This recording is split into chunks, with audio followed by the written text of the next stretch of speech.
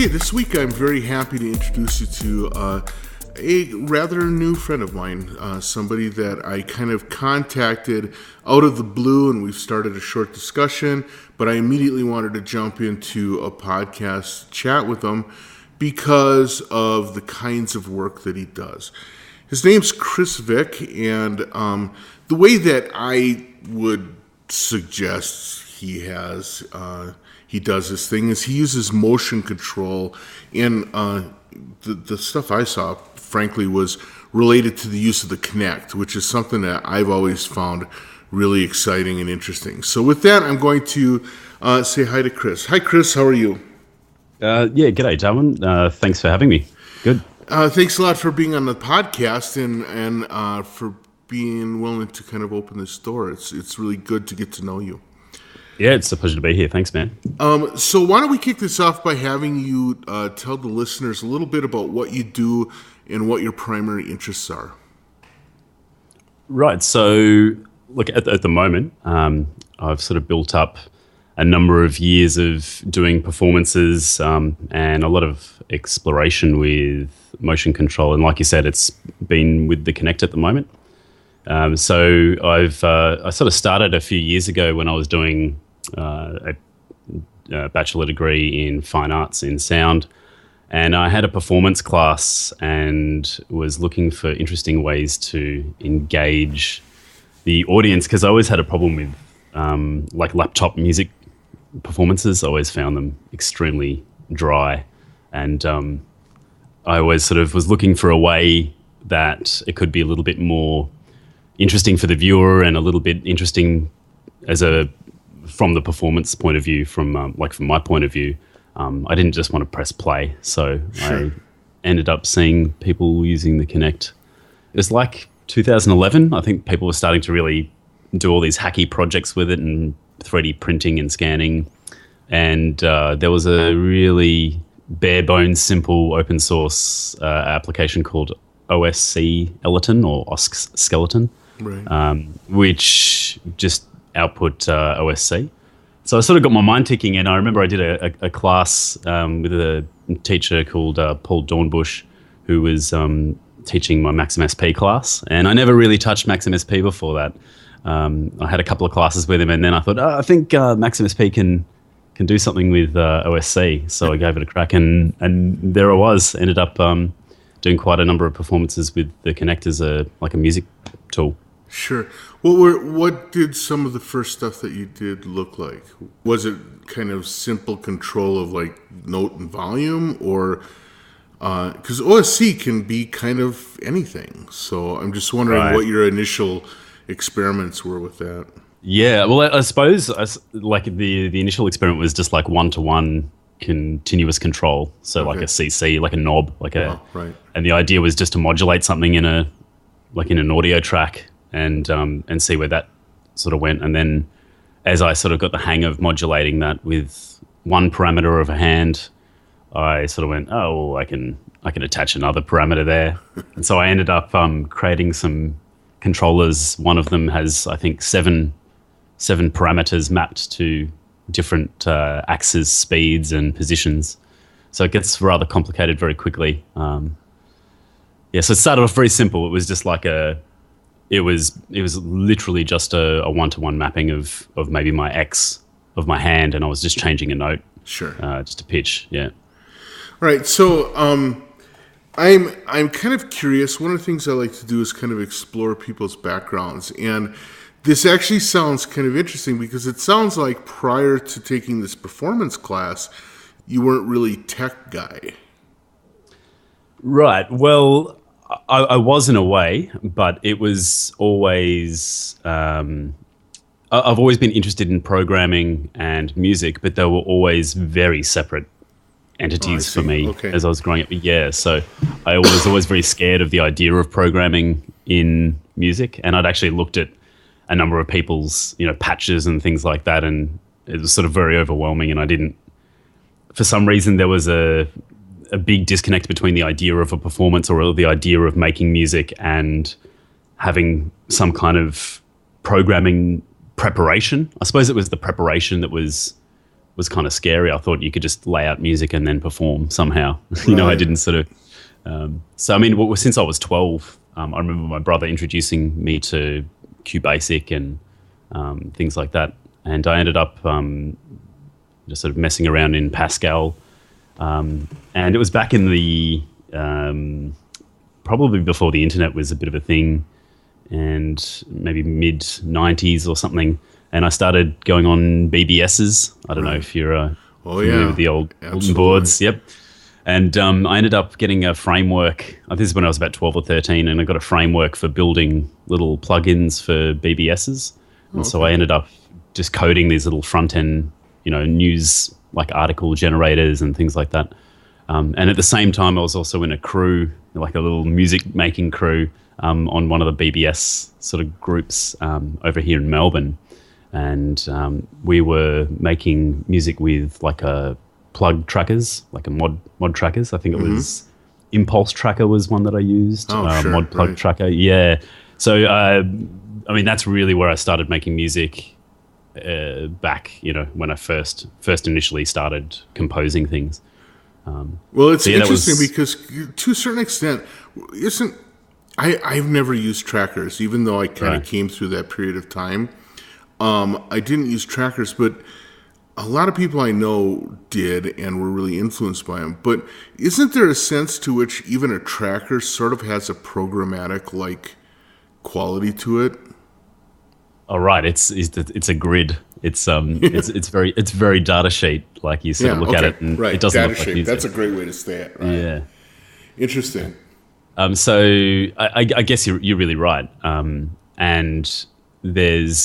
in terms of programming, I guess it's similar because there's, you use like hex codes to change the pitch or the velocities of the notes, and it's very strict and very highly controlled in terms of its tempo and control. Right. Its flow and everything. So I suppose in that way it's kind of programmatic, but there's a one-to-one thing again where you've got, you put down a note and you hear a sound. There's no... I suppose the difference there with the programming is that a program sort of requires some kind of, or to some degree anyway, people could argue, but there's some amount of preparation sort of required to get that kind of, just say there's a control mechanism that you want to build. You sort of have to think about how you want that to be implemented. And I suppose with something like a tracker, it's still, you put down a sound by clicking a button kind of thing. Sure. So let's talk some more about the Kinect and the use of that for artistic stuff. I mean, one of the things that I've seen a lot of is relatively, I would say, immature use of the Kinect. It's sort of like wave an arm, get a squeal, or whatever.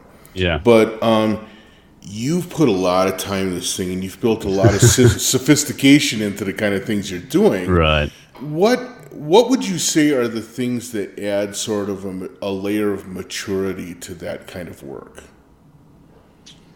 So iteration was a huge part of the system, and I really quickly learned that it wasn't just a fancy controller. It was like legitimately I was sort of creating a new way to have an instrument. So I sort of very much felt like once I got past the point of knowing how to attach things to other things and, pull the parameters and sort of useful data out of the Kinect, I think it was just a pure obsession with the concept that drove me to spend all my time sitting at the back of my classes, while everyone was doing, having discussions, and I was coding my software to try and get the next thing ready for my next performance. And so I suppose it was a lot of dedication to make that concept into something that was like legitimate. I really wanted to legitimize, not to everyone else, but to myself. I wanted to make it, I sort of saw a pathway for me to feel comfortable performing, because before this, I didn't like performing. Like, I made electronic music and I performed a number of times using Ableton and like a push button controller or something, but I never sort of felt comfortable with that as an instrument. I always felt like I was pressing play to some degree. No matter how much complexity I'd add, I always felt like unless I was making these tracks live, looped and in real time, it wasn't a real performance for me. I think I had a really bad, big sort of problem with that kind of performance. Yeah. So I think in terms of making them, the nuance behind the Kinect as a controller was, really just, I'm not sure I've really built instruments for other people. I have recently with some installations that I've made through Ethno Tekh, which is a collaboration I'm working on. Really, I spent a lot of time making it for myself as a controller. So I think that working out how I move, how I felt comfortable, and then it's just a shitload of muscle memory, I think. Right. Yeah. Well, I want to explore this a little bit, because one of the things I'm fascinated with is the process that people go through in the development of an instrument, whether it's one for other people to use or sort of a personalized instrument. Right. Especially when it comes to electronic stuff, because to me, it seems like it's kind of an insane balancing act, right? You have to make something that works reliably, but isn't so prescribed that it's, the press a button, play a song. Right. You're not trying to be a DJ. You're trying to be something else. Additionally, you mentioned this idea of muscle memory. It seems like a thing that is important for the development of an instrument is providing some sort of physical interface that, again, is reliable, but where certain things are going to be repeatable. You can learn riffs or techniques using this tool that you can kind of depend on. How do you approach some of these balancing acts, and what are some of the other things that you consider important as part of instrument design? So specifically with something like the Kinect and any motion control that doesn't have some kind of a button interface, is you don't have discrete events that you can trigger. So you don't have a button, you don't have a pad. There's nothing in the air that looks like something you can press. So you're sort of stuck with a whole bunch of continuous controls from that sort of standpoint.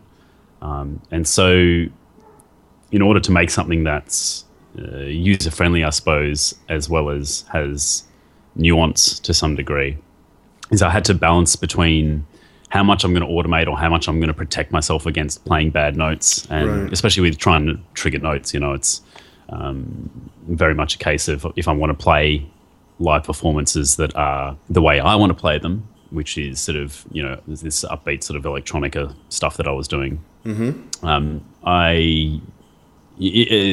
As opposed to sort of very slow, ambient, kind of glitchy stuff, which sort of lends itself to not being in key or in, it has a lot more room to sort of breathe.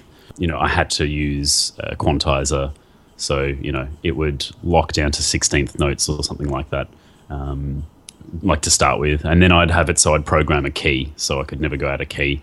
So to some degree, there's a layer of abstraction from a traditional sense of what a musical instrument is, in that there is still preparation between having to change between keys or between tempos. And I suppose it's simplified in that way in order to afford me the use of a continuous controller without discrete buttons. Sure. So, although, it's interesting that you say that, because you almost sound apologetic when you talk about it.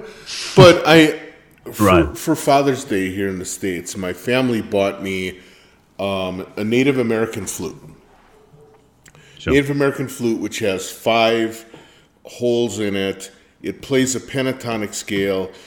If you want to change keys, you have to change flutes. To a certain extent, there's a very simple interface. But what that does, in the case of the Native American flute, the level of difficulty isn't in the selection of notes; it's in the use of your breath and your fingers to develop nuance within the framework of this limited note selection, right? Right, yep. So it seems to me like especially with something like a Kinect where you're talking about three-dimensional location information and stuff like that. It strikes me that you would almost have to clap down some of the parameters to make it even usable, but there's still plenty of room for nuance. Right, and you're 100% correct. Like totally. I suppose the reason why I sort of talk about it as if it's a bad thing and sort of maybe apologetic towards it is because I suppose it's the one thing that I wish that there was a solution for that I could quickly make without having to, have a glove or something like that. Right. So I suppose it's one of those things that I definitely built around that, and Sure. like the nuance is built on top of that for sure. So, just say triggering notes is done, by it constantly triggers a note, just say. So you've always got a note triggering, and then if I lift my hand over a certain point, that's when it opens up a filter to let that note through, or there's a certain point in which the notes start triggering when I move my hand up and down. And then you'll use maybe your right hand or your left hand or whichever, you're not triggering the notes with, to change a bit of vibrato, like modulation of the filter, a bit of reverb. You can sort of attach all those things to it and then end up with quite an expressive note generator and synthesizer control.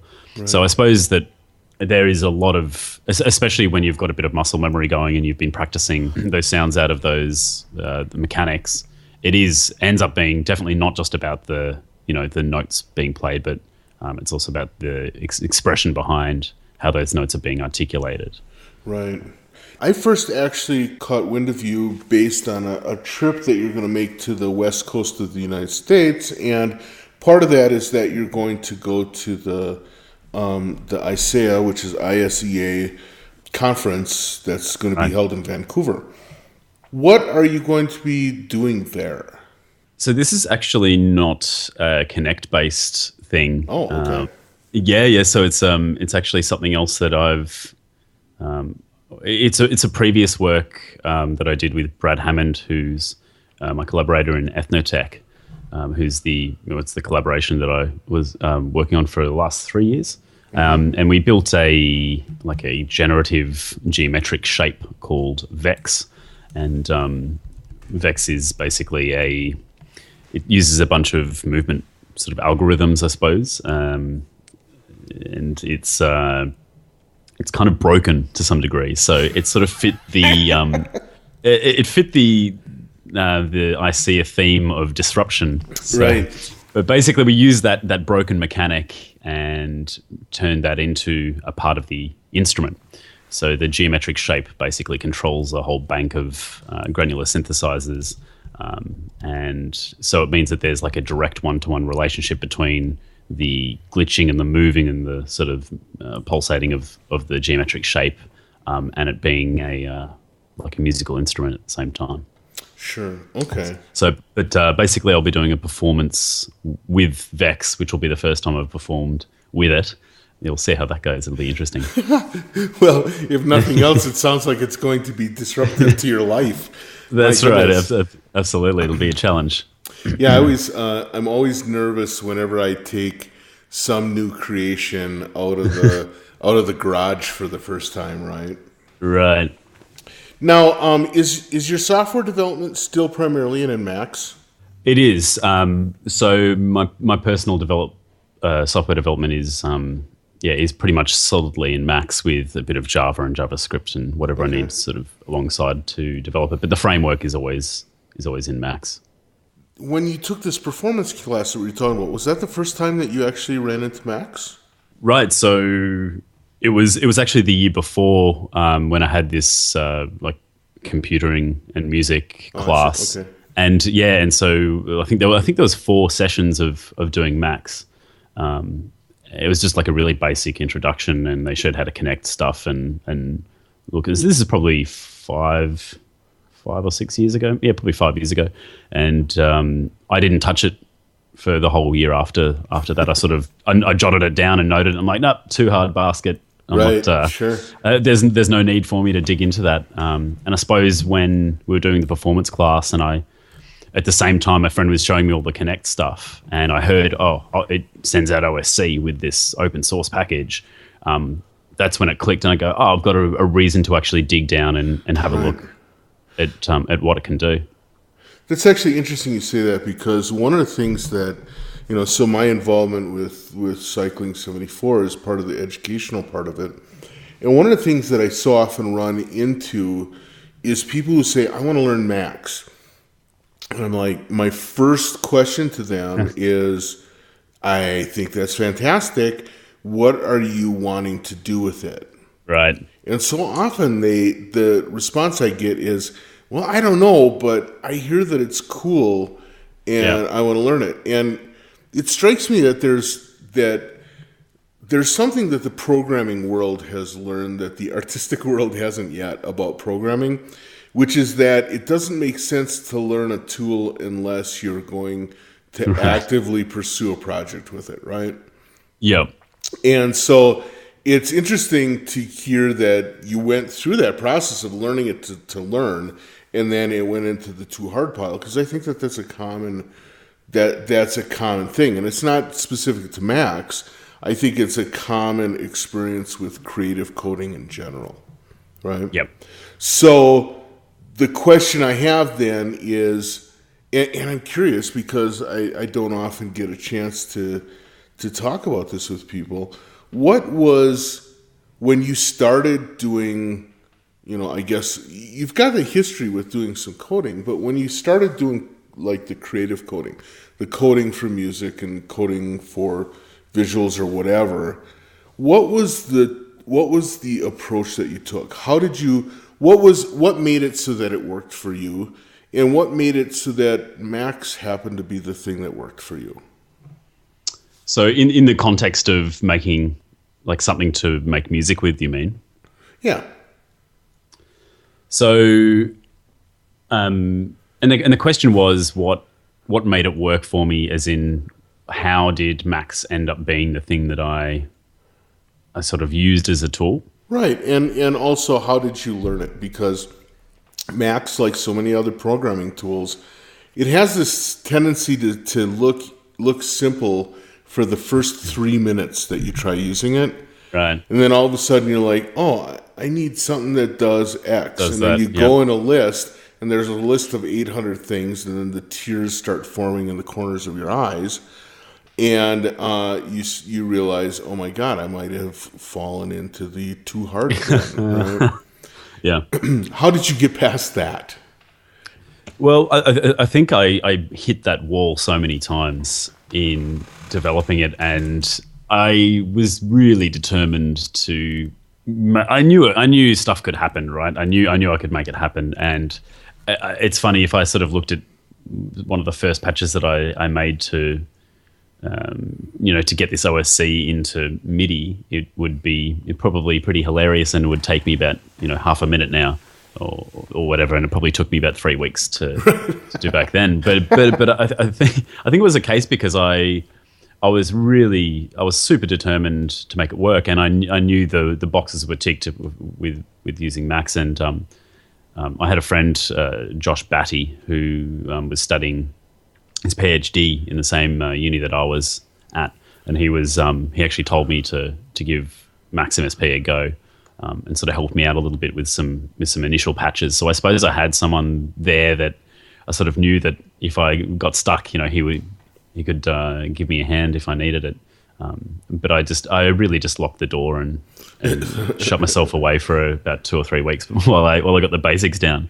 Sure. But look, and then I kept, like I said, I think I hit the wall so many times where I'd get to the point where I'd built up enough knowledge and then looked at all the stuff that I'd done previously and rebuilt from scratch over and over. And I think I built my Kinect software maybe 4 times from scratch over and over and over again, just because you'd sort of learn this. Like you said, there's like 800 or something objects that you're confronted with, and then realize that some zany patch that you've put together is actually something that comes as an external, right, that does it far more efficiently. So look, and I think that excites me. Like, for some reason, it excites me to go. It's probably part of the perfectionist in me, but I sort of really like ripping things, back to start and building it all over again and making it even better and better and better. And it's a blessing and a curse. Sure, I hear that. Now, you said that as part of your coding, you do Java or JavaScript as well as raw Mac. So again, clearly you have some of what we would consider standard programming chops. Where are the cases where you feel like that's important? And how important do you think it is for media artists to have kind of standard textual programming chops in their holster? Yeah, I think it's a very limiting thing to be stuck with a node-based editor as your only method of creation if you're going to be doing programmatic things. I think there's a very big paradigm difference between obviously the two ways of working, and I think that I was quite scared because I actually did 2 years of computer science before I dropped out when I was 18 and 19. That was like the first thing that I did out of high school, and realized that it was a lot more dry than making computer games and fancy, is what I wanted when I first started. Nobody tells you you're going to have to write compilers, right? It was pretty dry. But I think that it gave me that first little toe in the water. I think I did a little bit of C++. I've forgotten all of that by now. But I think I was used to knowing about how functions work and variables and all the basics.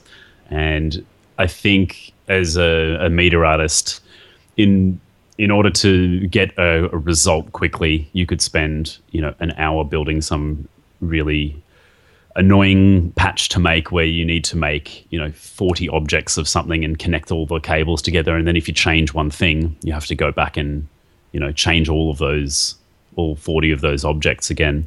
Right. Whereas if you just use a bit of JavaScript, you can do a little for loop and it's done in 5 lines. So I think that there's definitely knowing when the strengths of the sort of the paradigm that you're using or where those strengths are is really important if you want to get things done quickly as a media artist, for sure. So I think learning at least something like JavaScript is really beneficial to anyone that's doing node-based programming. I appreciate that. That's awesome. Let's talk a little bit now about, you've brought it up a couple of times, this collaboration you have called Ethno Tekh. What does that group do, and how is that different from your solo work? Or is it all kind of mashed together at this point?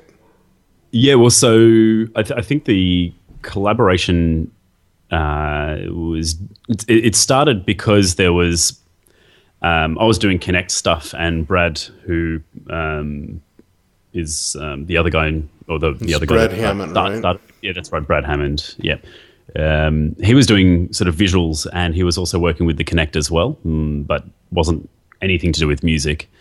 And I think we caught up for a beer and had a really good chat one day, and he was telling me about he was putting on an installation, and it'd be cool to do a collaboration together. So we started putting together some really basic prototypes of audio-visual based Kinect controlled instruments. Okay. So it was like some weird abstract noisy kind of sounds generated from some zany reactor patch. And it was sort of, had this big ball of generative visuals sort of going over the top, and just had people walk through and play around with it. And I think we got really inspired by that concept. And we really based this collaboration around the idea of having like audio-visual instruments that are controlled without having to touch anything. Right. Because we realized the value in having an installation that people didn't have to fumble around with picking something up, or I think it's slightly easier to approach. In some ways it is, in some ways it's not. But we definitely found the value in having something that was touch-free and kind of cool for people to play with. So I think that basically the collaboration is very much around AV performance and like interactive installations as well. So that's our main sort of driving work in Ethno Tekh. Sure. We use things from the Kinect, and Leap Motion was more of a recent thing. Yeah, I was going to ask if you had played around with that much. Right. Yeah. So I mean, we wrote a piece of software called Tectonic, which is like a Leap Motion control system, and it's like a MIDI controller, but it uses like 3D physics and things like that, because Brad works in Unity. Okay. So it sort of lends itself very well to getting game objects with physics. And I thought that would be a really interesting way to control an environment that has three-dimensional objects moving around with physics-based interactions. Right. So we built a bit of MIDI and OSC controller software around that paradigm. Interesting. So I'm always curious with people who are in significant collaborative things, how things like the division of labor works. So it sounds like Brad might be more involved in the image stuff and you more in the sound. Would that be fair? That's completely how it is. Yeah. Okay. Do you ever have to dabble with visuals, or do you just stay the hell out of it? Yeah, we never. I don't think we ever have gotten into the point where we're sort of dabbling in sound, or me dabbling in visuals, or Brad dabbling in sound. I think we both, from the start, we just focused on getting stuff done, and I think that there was, there's always been something where we've wanted to try and teach each other how, this system works or that system works, and we have to some degree. But all in all, when we're getting stuff done, we pretty much stay out of the opposite sides of the spectrum. Sure. Well, that's actually. I think it's not such an easy thing to do, because one of the issues with being a media artist, and especially one that has some chops with coding, is that conceivably, to some level, you can make a mess of everything, right? It's really easy to make a 3D mess and a 2D mess and a sonic mess and a bunch of mess with sensors and motors and everything else, and finding a way to, put up a fence and say, well, these are the areas where I'm, I feel like I have a strong voice. It seems really hard for people somehow. Yeah, I think it's definitely a case of, I really wish I, could spend the time, or did spend the time, or sort of got out of my comfort zone and messed around. But I guess most of the times when we're doing projects, they're very rushed. Right. So, you... Just not time for fooling around. Huh? Yeah, I mean, you lock down to a contract, and then it gets delayed and delayed until you sort of see, it sort of all gets confirmed, and then all of a sudden you need to make something that you spec'd out for 3 months takes, you get 1 month, So it's sort of a case of like all hands on deck, let's sort of get this built. Sure. And unfortunately, I think that there's a lot of experimentation that, or a lot of potential for really interesting results from experimentation when you're jumping on the other side of the fence. So like making those messes and those sonic and visual messes, I think there's almost always something that sort of is birthed there in some kind of a broken mess. There's something sitting in there that actually might have a bit of leg to run on, that the person whose job it is to do, visuals, they might never have approached it in that particular way. Yeah, that's actually a really interesting thing to point out, because, it's funny. Lately I've been spending a lot of time with a modular synthesizer, right? Right. And one of the things when I first was getting into it, my patching styles, I mean, I've used them for a long time, but there was a significant period of time that I hadn't. And when I got back into it, I was doing what I would consider almost like Catholic patches, right? Very, standard, plug these oscillators into this mixer, into this filter, basically finding all the varieties of making a mini Moog or whatever. Sure. And one day my oldest son was kind of asking me some questions about how it worked, and I was showing him some stuff, and he was like, well, what happens if you do this?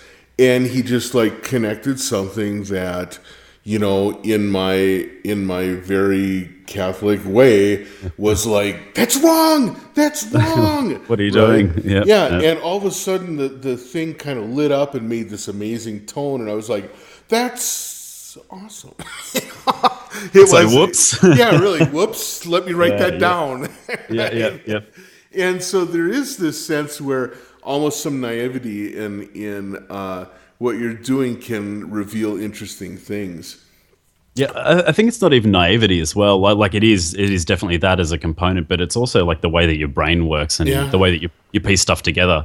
So like my brain works on a way that of all the experiences that I've sort of had making music is probably a very specific way that's very different to how Brad was approaching his visuals. Sure. And I think that it's a combination of not knowing what's right and what's wrong kind of thing, as well as having a particular take on the birth of an idea, I suppose, is the two main things that drive or that have potential in terms of making something beautiful out of those silly little experiments. Sure.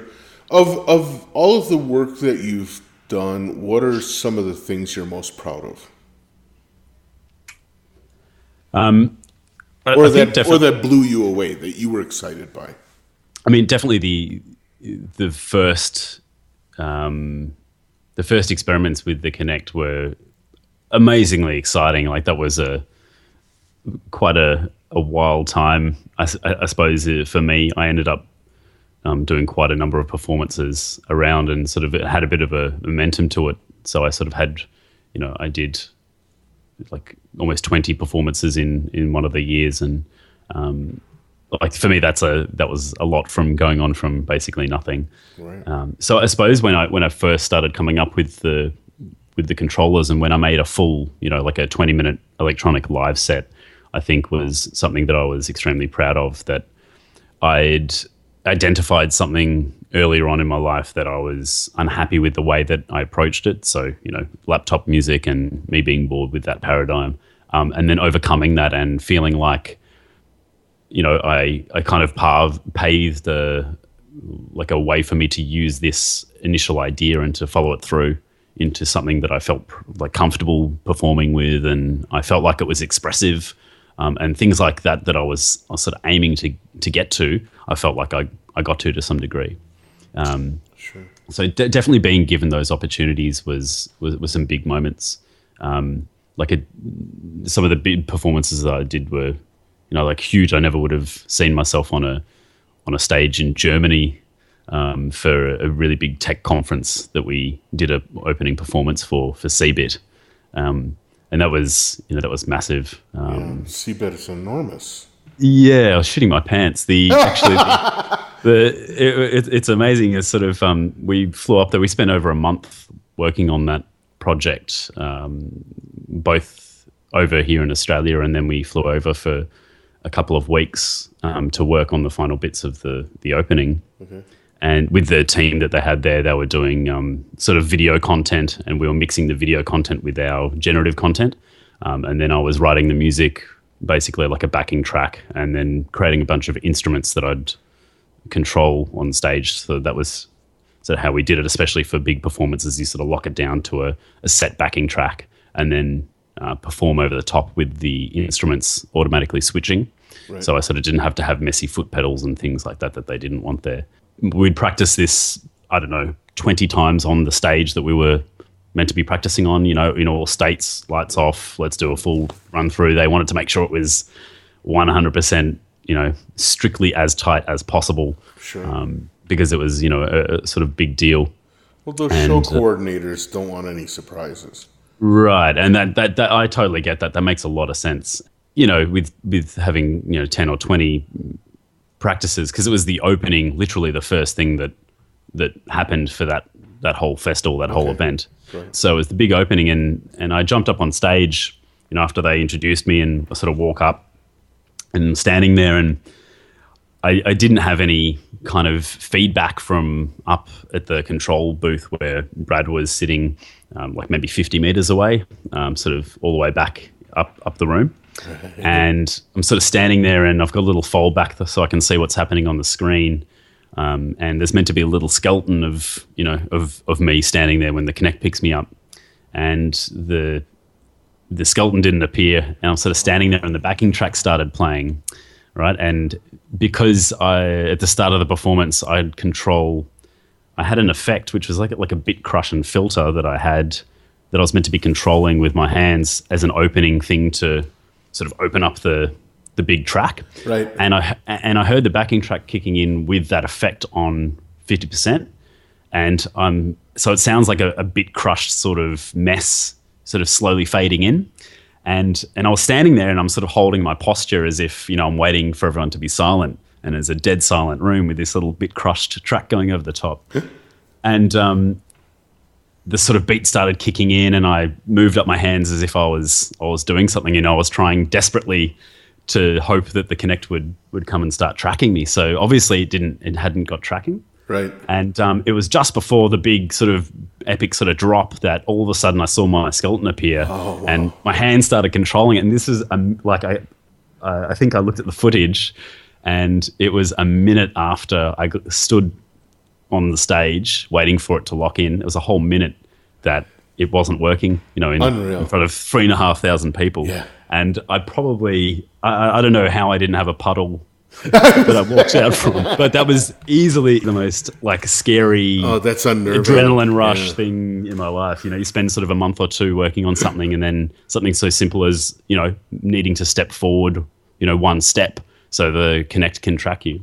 Well, it's actually kind of interesting, because if you think about it, you're doing this whole show and you have this enormous production, and it's all based off of a thing that costs $110 right working, right?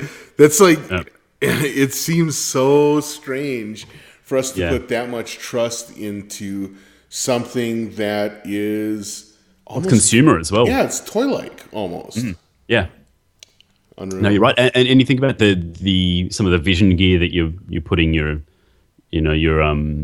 system through, and you're going from these systems running on Windows with this dodgy software that you've written to drive it, and that's going through like $40,000 vision switches and mixers, and into $100,000 projectors, and there's maybe 40 people working on the site to make the show happen, and then you've got some weak little link in the chain.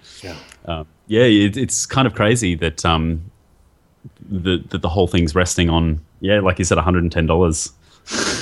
Right, of consumer plastic. That's right. Yeah. So, what do you see coming? I always like asking this of people, particularly people that are in areas I'm not super familiar with. What in the area of motion control, motion capture, motion management? What do you see coming that you think that it seems exciting to you? Is there new tech coming around the corner that you think is going to shake things up? Right. So I think there's been a big revolution in optical tracking. Obviously, also the Kinect thing has been around for a while. It's kind of maturing a little bit, but it's still fairly experimental. And there's a lot of problems with occlusion and all that kind of jazz. Right. The big thing that I think everyone sort of sees at the moment, and I've always had a bit of a gaming background. That's been something that I've done. I don't have time as much to game anymore, but I'm still very interested in what's happening. And definitely the Oculus Rift thing, that happened about 2 or 3 years ago sort of now. I got one straight away with the Kickstarter because I was really excited about that whole technology and how it's almost ready for consumers. And I think, there's a number of companies that are coming out, Sony and Oculus Rift and a whole bunch of other gear VR, and ones that you plug your phone in, you stick your phone in and you've got VR. I think virtual reality, augmented reality, mixed realities are all something that I think is a lot more valid than the impending 3D TV thing that happened and flopped on the ground. So I think definitely virtual reality is going to be something that is coming out. I think, sort of this year, next year. I think it'll have a really big consumer boom after it's sort of managed to go through its beta stage. Right. So I think that's a really big thing, and I suppose combining the technologies of the Kinect and optical tracking and virtual reality makes a lot of sense. I used the Oculus Rift, and sort of the first time I put it on, I was a little bit disappointed because I sort of, you get immersed visually, you feel immersed, and then you look down at your hands and they're not there. Right. And that's a deal breaker for me. I Sure. I couldn't make that jump between my brain convincing me that it was virtual reality until I saw my body virtually there.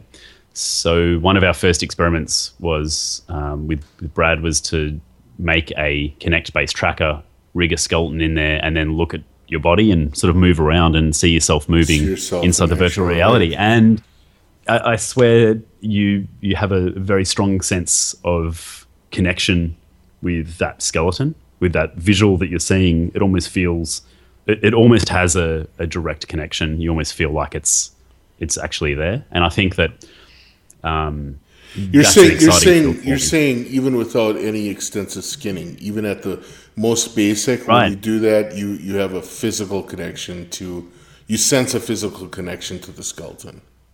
Sure, that's exactly right. So even a basic thing that's just moving in, roughly the way that you're moving, I think I felt a sense of connection with that skeleton, to the point where it almost fooled me as where my limb was. Just say the skeleton doesn't quite, it sort of wigs out a little bit and it's moving in a little strange sort of way. It almost feels like I could be tricked that that's how I felt my arm was sitting, as opposed to how it actually was sitting.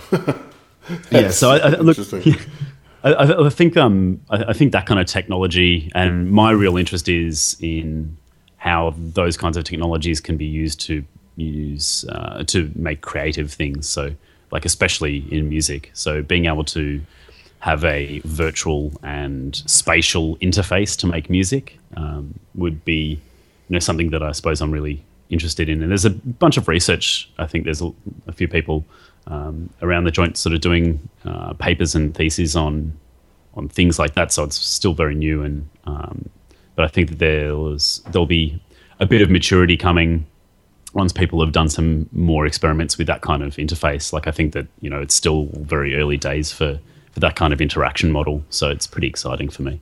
Well, that does sound like a neat future. One last thing before we head out. I appreciate you taking the time. We've burned through our time really quickly here. Something I like asking people, especially people who are in like really fast changing environments, what would you say to somebody who's just getting started now? Where would you suggest that they put their focus? Again, one of the issues that a lot of people have when it comes to sort of the media art world, and you are embedded in it whole hog. One of the issues they have is even imagining how to get started. Now you're in a position where you're getting, you're in this collaborative team. You're getting these big contracts. You're getting out and shitting yourself in front of 3,000 people. Yeah. There are going to be a lot of people that are going to be like, man, I want, how do I get these opportunities? How does that happen? What would you suggest to people who look at this and say, this is the way I'd like to live my life? Yeah, I think and that's always the trickiest thing, isn't it? Like the idea of having something in your head that you build up as what you want to do and what you could see yourself doing. And I mean, without that, you kind of almost have nothing. Like if you can't imagine where you might want to see yourself in a number of years, then it's sort of hard to imagine that you could drive yourself or push yourself towards that, towards anything, So I think that the strangest part was for me is once all this was happening, I really didn't have a sense as to what I was doing in 5 years. I was really just determined on an idea. And I'm sure over the years I pushed and I struggled and I sweat and I got really self-conscious about stuff, and I'm sure I got really upset that there wasn't something that existed that did this. And I think at the end of the day, it was a matter of me just finding something that was a combination of all the things that I felt like I was good at or that I was interested in, and not really looking at anyone else at that point in time. I was very much, hey, I'm really interested in this, and I don't know anyone else doing this, and I don't know, I'm just going to combine all my shit together and see what happens. I think it was really the once I started that, I kept on pushing myself to just motivate myself on basically all the obstacles that I'd created in front of me. And I think once I put away the idea of doing something that someone else was doing or looking at what someone else had and sort of following that as a direction, I think that it's really difficult to work like that, because you end up, you have this kind of false little bridge of connections, and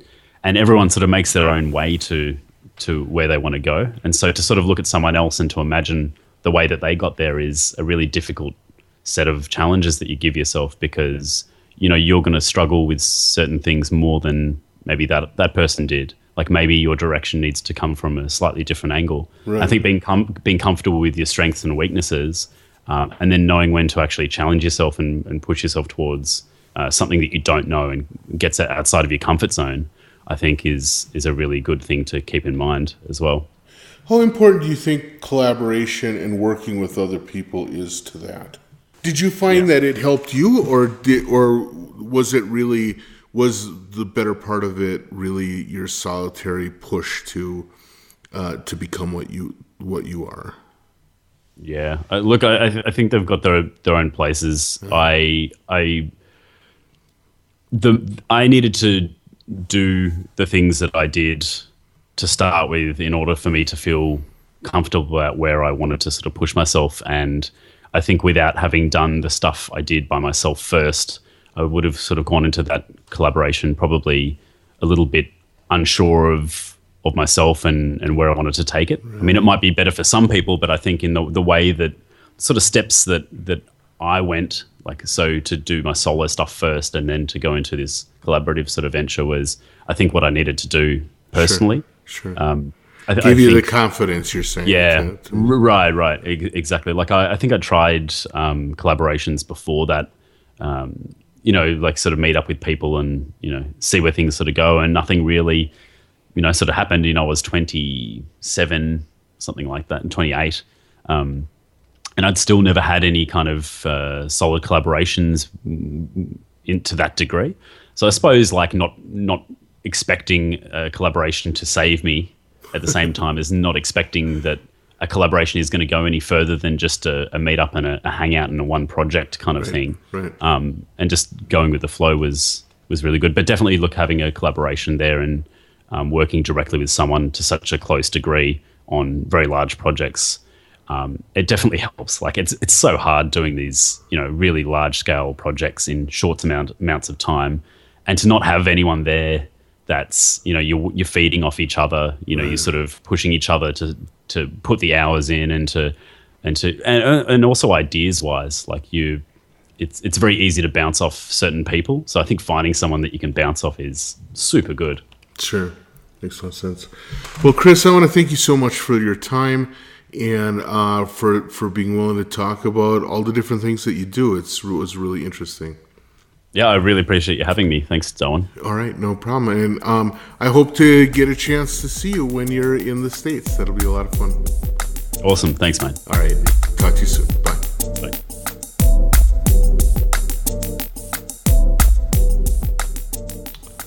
And there it is. Thanks a lot to Chris Vick for talking with us. Man, that story about CBIT will freeze your blood, won't it?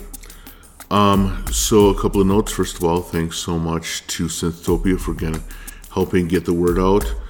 It's always fantastic when they give us a blurb, and I love the site. So if you get a chance, go over there. So that's synthtopia.com. Secondly, it looks like the Midwest mini tour is coming together for myself and Mark Mosier. So that'll be happening August 1st through 3rd. August 1st will be in Lincoln, Nebraska. August 2nd in Des Moines, Iowa. And August 3rd apparently in Lawrence, Kansas. So if you live in one of those three places or nearby and want more details, shoot me an email at ddg@cycling74.com and I'll get you the info. Other than that, I want to thank you so much for listening. I hope you enjoyed this podcast as well as all the previous. I'll talk to you next week. Bye.